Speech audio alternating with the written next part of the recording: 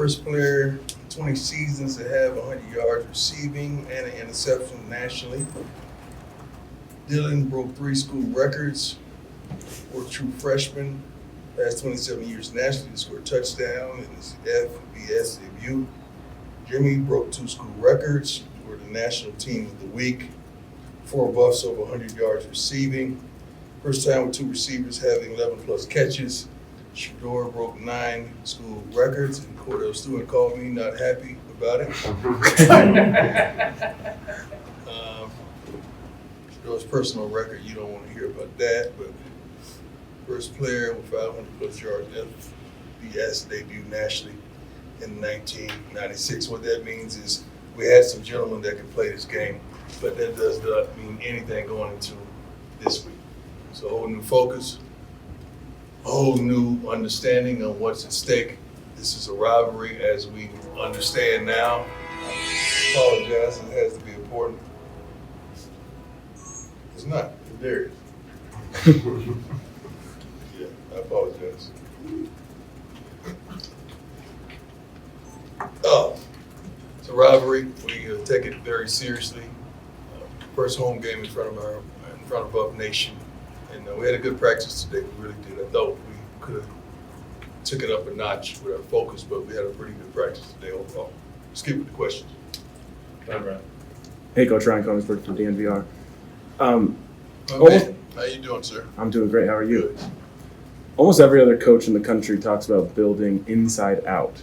Yeah. You talk about building outside in, and you kind of saw that play out on Saturday. I'd love to hear just your philosophy on that. When you talk about, people say it, I build outside in because I'm a DB and I play receiver and I play skill position, so you would think that.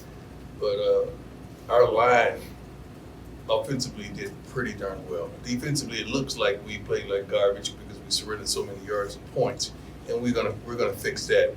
But we have depth at both of those positions to get us to our destinations that we desire. So it's not like we just structured to build inside out. My attractability to skill level players is just a bit more than the D-line and O-lineman. But trust me, they're coming. D-line and O-lineman, trust me, they're coming. I asked you a few weeks ago about the relationship between Shador and Sean Lewis. Mm-hmm. And after the game the other night, kind of got me thinking back to when you were going through the process of trying to find an offensive coordinator. What were you looking for, and what made Sean the right fit? A guy that can take this offense to another level. We've always had success defensively, tremendously at our prior stops. Offensively, we had success as well. Brett Bartolome did a wonderful job. Coach Pollack did a wonderful job. They were my former 2 OCs. We just wanted to up the ante and go to the next level, and also take Shador to another level. And he was ready. He was ready for the challenge, not just with the play calling and the dynamics of the plays and the structure of the offense, but with the personnel as well.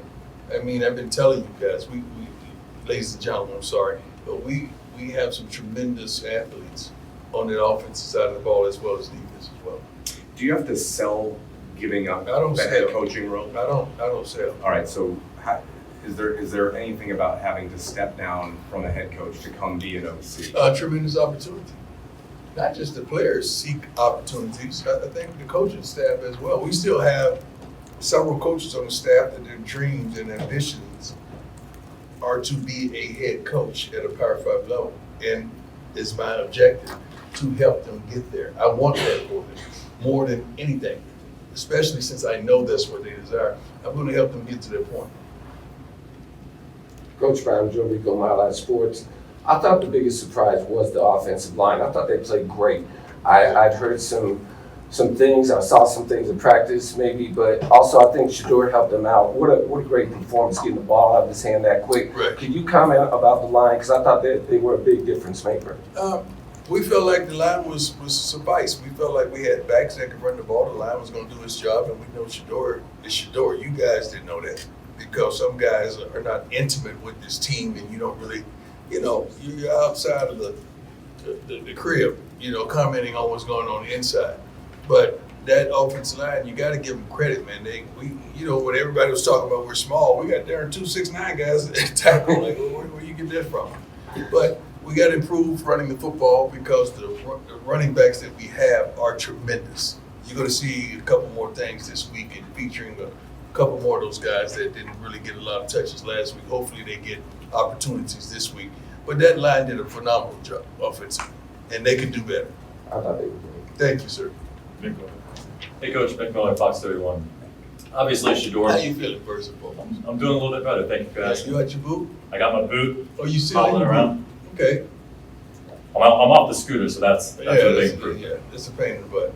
Obviously, Shador sets all these school records and leads the offense. Shiloh also leads the team in tackles. I'm interested, as you look back throughout the years, how that brotherly competition has pushed them to get better, and also how they've also been able to elevate the people around. Well, they compete at everything. I mean, they argue about. I know what I was getting ready to say, but I was like, okay, should I say that? But as a parent, it's a good thing. I'm going to say it. They argue about who has the most money in the bank. I like that because it's not who's spending the most, who has the most stuff. It's like who has the most in the bank. I love to hear that argument. I love that. Then I get up, then it gets on my nerves, and I say, let's stop it. But they go at it and compete all the time. And I like it because it pushes them. They've been doing it since they were shorties. I mean, coming out the womb. And I really like that Shiloh on the back end, he's the verbal leader back there defensively, and Shador does what he does. But I love the brotherly competition, and it won't stop. Trust me. All right. Ariel Orsuto, 9 News. This Nebraska rivalry is really deep. It's really strong. Yeah. What have you kind of learned since coming here? What have you been able to teach this team? And really, what is this team feeling going into this Well, game? rivalries are rivalries. There's some more severe than others. I think everywhere you go coach, from high school on up or from youth league on up, you're going to have rivalries. And just learning the dynamics of the different rivalries are, I like it. It's delightful. So I've learned the severity, the serious nature of this rivalry, and I'm embracing it 100%. This is personal. That's the message of the week. This is personal. Jimmy Searfoss, 247 Sports. I guess, what have you just seen from this Nebraska team so far? You're well, Coach. I do admire their coach tremendously. I mean, what he did at Baylor, I know things didn't go the way they desired it to go in Carolina, but just that opportunity and doing what he did is something that some aspire. I don't aspire to go to the NFL, but some aspire to go to. But I like him. He's done a phenomenal job with that team and trying to get them in the right direction. They play hard, they play tough, they're physical. They dot I's and cross T's, and trust me, they're not going to lay down in any means. They're going to come in here and be prepared for a dogfight. They know the athleticism that we feature and what we come to the table with. So it should be a tough game. Now, I think we may have a couple players that played for me once that's on that team as well. Think of Ryan at DSM. You reported that you were thankful that you were able to make it throughout the game. Mm-hmm. I was wondering what you were thinking when you had to sit down on that chair during the game. I was hurting. That's the last thing. And how much of a toll did that game take on your foot? Well, forget me. I was thankful that the kids make it. You know what I'm really happy about that? We didn't suffer from the heat exhaustion. We didn't allow that to affect us, and I think we ended up with 6 or 7 penalties. 6. Yeah, which was phenomenal. I mean, you guys say we just met. Now, you don't get these guys on the same page, you know all that? But it was phenomenal. My health is my health. Just to lead them out and run out the tunnel was enough for me. I did what I needed to do. Now it's time for them to get on. My health is going to be crazy. I'm going to take meds. I'm going to shoot it up. I'm going to do what I have to do to make it through. But this is about the kids. Thank you for asking. Hi, Coach. How you doing? Good, how are you? Thank you, to your sports report. You mentioned on Saturday that Travis has the Heisman chilling at the crib right now. How proud are you of him just to kind of have him in Heisman contention to any degree? Well, I think we have 3 of them in Heisman contention right now. And Travis, what he's capable of doing, I've been saying that since he got here, since he got to Jackson, when I first laid eyes on him. The kid is, he's different, as the young folks say now. He's phenomenal. He loves the game. He gets upset. Like I told he and Dylan, I don't want to see him practicing until Wednesday. So they're gonna start work tomorrow, which gave them a few days off to get their body recuperated. But this young man loves the game of football, and you try to find out the intangibles about his life so you can recruit to that. You try to find out what makes him tick, what makes him him, and you recruit to that. You're not gonna find anyone in the country with that talent, but with the thought process of how he goes about life. That's what you're trying to identify and go select young men that can accompany him on a journey. What did you think of his shirt on Saturday in the pregame? I and didn't the see. postgame? He's wearing a Deion Sanders shirt. I didn't know. You just first one to remind me of that. I had no idea. I love it. Travis like a dirty son to me. Travis got a tear out of my eye last week, man. He brought me. I'm a fisherman. He's a fisherman, and he brought me a little lunchbox looking thing, which was a reel. It was a reel inside that was unbelievable. That you can't even get tangled up in this reel. You can't get a bird's nest in this reel. It was phenomenal, and he has the rod coming with it. And he's telling me, but he's teasing me. He's giving me piece by piece, but just for him to care enough to understand that that's what I love, and that's what we share in common. So I love that. I love that young man to life. It has nothing to do with his athleticism. I just love him as a person. He's a tremendous human being. Hey, Coach Tyler King. How you doing, sir? I'm well, thank you. Just curious from your playing days, if you have any memories of Nebraska as as a former really big power and one of the top teams in the country. What do you remember about their team? They were unbelievable. One of my dearest friends, Roger Thomas, played for Nebraska, and I can remember on one of my bye weeks in college, I went to see him play, and I saw the crowd and the way they responded, and it was unbelievable. But I think I played them. I think it was my freshman season. We went to play in Nebraska, and I'm pretty sure we won. But it was a tremendous sight to see how they love football in Lincoln. Hey Coach, Jack Harlow with Buffalo's Wire. On Saturday, I don't think we saw Alton McCaskill or Kamani playing. Just wondering if you can give us an update on those two. Well, Kamani has to be ready. He has to get ready. He has to get ready to play. McCaskill, he's close. He was mad today because he took it upon himself to take his gold jersey off on himself and not, we didn't tell him to. I'm like, I don't want you hit in practice. I want you to make it to the game. But he wants it so bad. He wants it right now. And we're going to monitor him and see. He shouldn't have dressed. I wanted to take it, but he shouldn't have dressed out. I wasn't going to play him. That wasn't going to happen. But the kid wants to play right now. Now we got to make sure he's ready. He's prepared. Coach Sean Keeler, the Denver Post. Yes, sir. You mentioned Travis. I'm curious, as somebody who could play anywhere on the field and did, why do you think it's so hard for a defensive guy to win the Heisman, to be considered for a Heisman? And what can you say to those older voters who just won't embrace that? Because they want action. They want action. They want to see plays made, and it's hard to make plays when the play is not designed for you to make it. You got to be so aggressive and so dominant as a Charles Woodson was to be able to command that type of attention and make those type of plays where you actually win the Heisman. Just having the audacity to get on the offensive side of the ball and be dominant, that gives him the upper hand. He's tremendous. I think I said, I don't forget what show I was on yesterday. You have so many young men in high school that play both ways. And all these coaches promise them that you're going to be able to continue to do that when you come to this institution. And they lie. It's just doing it to get them. I haven't seen it. I just haven't seen it happen. And I told them I'm not hard to find. I know how to do it. I know how to monitor it. I know how to make sure that you're where you need to be. But the rule I have that you must be dominant on one side of the ball before I allow you to go to the other side. You must be dominant. And I feel as though Travis had proved his dominance on either side of the ball. And he's in incredible shape as well. He goes, Jason Jones from Buffs Beat. How you doing, sir? Hey, not too bad. Good day in Boulder today. Mm-hmm. Obviously, Travis Hunter looks like he might be the greatest player in college football right now. Is But he? I'd like to get your response to the play of Trevor Woods as well as Miles Slusher, Okay. two other DBs that were critical in that game. Yeah, Trevor has been consistent. That's why he started. He's been tremendously consistent at understanding the playbook, getting guys lined up, and doing his job. And he did his job tremendously in that game. Slush has been a guy that's been consistent.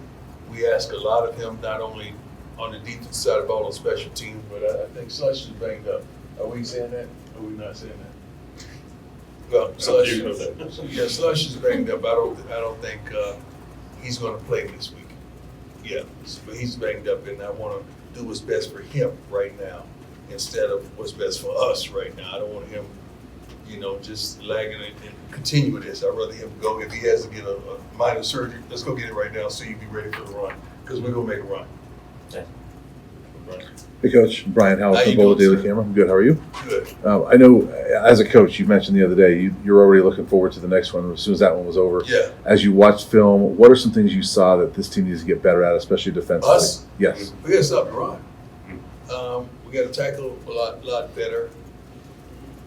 Linebackers got to do their jobs. Coach Kelly called a great game. We must execute the calls. Great game, great calls. You know what's supposed to happen, but when it don't happen, you get upset. And I can't get upset with the coach. I'm upset with the kid because I know what's supposed to happen. And we got to hold those young men accountable, and we will, and we have. So he called a great game, but we must be better defensively because that in turn gives the opportunity more opportunities to score. But the thing about that last game, the way it was going and scoring, I just said to myself, as long as Shador has the balls last, we're good. Because he's going to get us in. He's going to get us there. I've seen it his whole life, so I'm very secure with him. Hey, Coach Yes, sir. Associated Press, I see. Big win, possible ranking. How do you keep them grounded and not read their own headlines? And do you want that? Do you want them not? Well, I want them to read their headlines because I'm not stupid enough to think that they're not. I hate when coaches say that. Don't read your clippings. No, read your clippings. You balled out. I want you to read them. But you got to understand, everything they say ain't true. Either way. And we start winning, not in the news press and not on Saturday, but we started today. We started with the scouting report today and understanding today. Yesterday, probably half the team was in watching film and getting prepared and studying. So I love that aspect of who these young men are and what they want. But they've seen the results of hard work and labor. They've seen that, hey man, all we gotta do is win. You see all the attention that we're getting? Like that has registered now. And I think there's something that they couldn't fathom, they didn't understand that it could happen because of the light that shined upon us, and we're thankful for that. But these young men, they know now, if, man, we just ball out, we're gonna get the love that we desire. And that's all they want. They want attention, focus, and a little love and light. And ain't nothing wrong with that, as long as they use it in the right way. Coach's poll just came out. We're at number 25. We're at 25? Yes, sir. I ain't mad at that. When the last time we've been ranked? A little bit in the COVID season before that, 2016. Awesome. Congratulations on that. Awesome. You said that Shador has been like this his whole life. You know Yes. you can trust him. Yes. But since he's shown up to campus, as he's a young man growing up through college, have you seen him take a jump in maturity? Because from outside looking in, it seems like he's taking on more of a vocal leadership role now. He's holding his teammates accountable, maybe to another level. Or is this the same that you've seen from him his whole life? We're in Boulder, Colorado at a Power 5. I think our press conference is a little larger than they were last year. I think the notoriety and the television component is a little larger than it was last year. Much larger than it was in high school, even though we had shows that showed on social media and so forth. He's been a consistent, same guy, and that's what I love about him. He rocks steady. He doesn't allow the attention and the focus and the lights to turn him or deter him or to lead him in a certain direction. He is who he is unapologetically. He's going to speak his mind. He's not abrasive whatsoever, but he's a very intelligent young man. So when he talks, you might want to listen Because what he's saying is he's not saying to be offensive, he's just saying to educate and inform. Because he's trying to tell you what he sees. And that's the first thing I ask him when he come off the field, what did you see? What did you see? He said, I didn't like that. That wasn't good. That wasn't good for us. It's cool. Let's go with it. Next series. Let's get ready. So he shakes it off and he's ready for the next series. But he analyzes in everything, on and off. And that's something that you want from a quarterback. You want to know their lifestyle, how they act on and off the field, because that stuff translates. You can't be, you know what I'm talking about. Last one, go ahead. Good morning, Coach Prime. Mike Law with KUNC Radio. How are you? How you doing, sir? Question. Talk about this. It was at the case with the spring game. Do you think we're going to see the same type of the alumni coming back for this weekend with all the hype building up with this rivalry game? I don't know. I'm so locked in on what we have to do. I'm not locked in on who's coming. Although I have some friends that are definitely coming that you guys gonna love, to see them. But I don't know about the alumni. All I do know, if they decide to come, they have true instructions to take care of them, to make sure they feel at home, to make sure they feel comfortable, to make sure they feel like they were a part of this process, and they were. I wouldn't be here in this building, wouldn't be here if it wasn't for them. Thanks, Coach. That's it? Thanks, Coach. You got something? Yeah. Okay. So we heard about the coaches poll, but if the AP comes out, where do you believe this team should be after the first I game? don't care what no one says about where we should be ranking. I don't care about no ranking. I care about how we practice tomorrow. That's what I'm caring about right now. That ranking don't have a record, does it? Nah, ranking don't have a record. Thank you. Thanks, Coach.